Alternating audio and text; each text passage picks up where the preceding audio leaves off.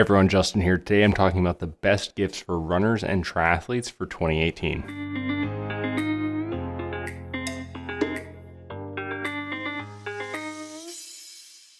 Alright, hey everyone, welcome. You're on Justin Does Triathlon, and today I'm talking about gifts for the runners, cyclists, swimmers, and triathletes in your life. So this is going to be a 12-item list ranging generally from cheapest to most expensive. And before we dive in, I want to say a couple of things. This is all super general stuff. There's not going to be anything like super specific GPS watches or certain shoes that I really like, because I think that is all stuff that the individual person needs to decide. Everything on this list should work very well for pretty much anyone you want to buy it for, and I think that's really going to help both you and them out so that they get some stuff that they really enjoy. And secondly, I don't believe in buying things just for the sake of buying them. So everything on this list is stuff that I've used. I have a reason for using it. I love it, and if someone were to give it to me, I would be super appreciative. There are links to absolutely everything directly to Amazon in the description below, so if you want to go check something out, use one of those links. And then lastly, if you have any gift suggestions that I don't cover in this video, feel free to leave them in the comment below so that other people can check them out as well. With that said, let's go ahead and dive directly into gift number one, and that is a variety of nutrition. So stuff like these gels from GOODR or Hammer, or if you want to talk about like recovery drinks from Tailwind Nutrition, winter is the best time to buy stuff like that. The thing is, a lot of athletes don't like switching up their nutrition in the middle of race season because they don't have time to experiment and figure out what works on race day. But as we move into winter and we're getting into that time of year where there's probably not races that are coming up right around the corner, it's absolutely the best time to start experimenting with nutrition. I suggest just getting something like 10 or 15, huge variety, one or two from each brand, different flavors.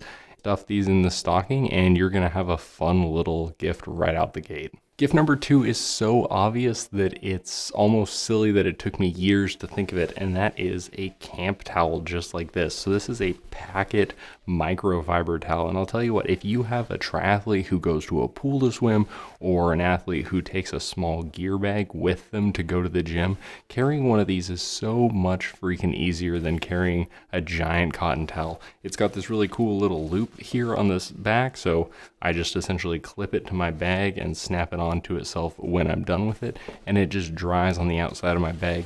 It's really small overall, but I can easily dry myself with this. I don't need to wash this every single time like I do with a big huge cotton towel, and it just makes going to the gym at lunch or directly after work a lot more easier. Number three on our list is LOCKLACES, and essentially they're elastic bands with a little clip on the end of them, and they replace your shoelaces, so you don't actually need to tie your shoes either in general or in a triathlon. So I use these during my training just because my shoes will literally never come untied, and they're actually really comfortable because they have a little bit of stretch to them. They're also super important during a race. In my very first triathlon, it was pouring rain and only about 40 or 50 degrees. My hands were just freezing, and by the time I got to the run, I could barely tie my shoes. I feel like I'm part of this little club of people who knows how awesome these LOCKLACES are, and I'm a huge evangelist for them. Number four on the list is a good foam roller. This guy here has basically saved my entire running career. These foam rollers are particularly invaluable for really doing that self-myofascial release, getting deep into the muscles and letting your muscles actually relax. There's nothing better that I've found for getting rid of really tight muscles after a particularly long run. All right, so number five is not super exciting, but it's personally one of my gifts to receive, and that is good socks. And I'll tell you what, whether it's great run socks to prevent blisters and keep your feet cool and comfortable in the summer, or great cycling socks to make you look cool and make you look way faster than you are, the socks are just something really fun to receive. Cycling socks that match your kit really well and actually do keep your feet cooler and more comfortable in your cycling shoes. You know, a good pair of running socks can basically be the difference between getting blisters on a long run or not. Really big fan of these Darn Tough, either light or ultralight. And for cycling, just anything that matches their kit that you think would look good. Number six on the list is a good merino wool beanie. We're rolling into the winter months, anywhere from about 15 degrees to about 35 to 45 degrees. A really thin, lightweight merino beanie just like this is going to be perfect.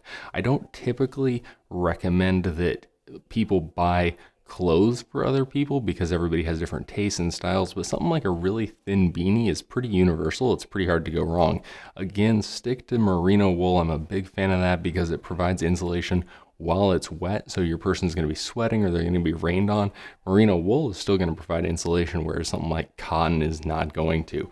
Number 7 is a good pair of affordable sunglasses. These are the GOODR sunglasses. I did an entire review, you can go watch them, but these have become my go-to running sunglasses. They're not the absolute highest quality running glasses in the world, but I've had expensive Oakleys and some Smiths and Tifosis in the past, and these GOODR glasses, for the price coming in from $20 to $45, these are kind of what I've gone back to. When I'm going out on long runs, I don't want to think about damaging expensive glasses. I want to be able to just throw them in my shorts pocket. They're going to get sweaty. I just want to be able to wipe them off, whatever. These are perfect for that. Generally, I've switched over to these GOODR glasses for that $20 to $45 range, and I'm digging these. Number 8, I can't show you because I read all of my books digitally, but as we roll into the winter months, now is the time to get some winter motivation. There's nothing that sucks more than being a runner in cold weather and you don't want to go run, and a couple of books are a great way to get through the winter. A couple that I would totally recommend. What I talk about when I talk about running is a fantastic book. It's basically a semi-autobiographical book about the author who's a marathon runner. And then How Bad Do You Want It by Fitzgerald talks about the psychology of sport, the mental impact that preparing yourself for a hard effort makes compared to going in and just thinking it'll be easy. All right, number 9 is something that we don't want to think about. A lot of people unfortunately get hit by a car while either running or on a bike. And if you're like me, you don't carry an ID. It's essentially a bracelet with a little metal plate that has that information on you. So if you or your person that you're getting a gift for doesn't carry an ID, pretty good little insurance policy. I was hit by a car this last summer. I wasn't hurt. I was totally fine. The unfortunate reality is people do experience issues out on the road, and having that protection is a good peace of mind. All right, so back to fun stuff. Number 10 is a good pair of recovery tights. These tights here are by 2XU, and they are not meant to be worn while you're actually working out. These are meant to be worn after your long workout. So they essentially work by constricting the muscles in the leg to prevent blood from pooling and increasing circulation. It's inconclusive as to whether wearing compression gear makes a difference during exercise, but it's generally agreed that wearing compression gear like this after exercise will both reduce the duration of delayed onset muscle soreness as well as reduce the intensity of it that it is there. A lot of your really, really big races distance-wise are also the ones that you're probably more likely to travel for. So immediately after finishing Ironman Chattanooga, I drove in a car for 5 hours and then I flew cross country. So within the 15 hours of immediately crossing the finish line at Ironman Chattanooga, I was on the other side of the country. I wore these the entire trip. I don't use these very often, but they've become one of my favorite pieces of gear. All right, getting near to the end of the list. Number 11 on my list is AFTERSHOKZ headphones. These guys right here are the headphones that I've been looking for basically my entire life. So they're kind of expensive, coming in at about $150 for these AFTERSHOKZ Trex Air Titaniums.